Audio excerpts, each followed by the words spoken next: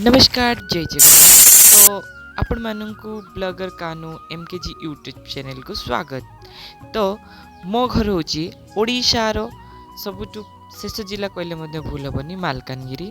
तो आज आम गाँ झरणार एक अद्भुत दृश्य साक्षी होची। किछि लोक सुना खोजिया एठाको आसी तो मु ता देखी आश्चर्य मु एथिपाई हेली कारण किछि दिन तले आमे समस्ते न्यूज रे टेलीकास्ट बार देखिथिबे जे ओडिसा रे सुनार जैकस्पोर्ट लागिथिला।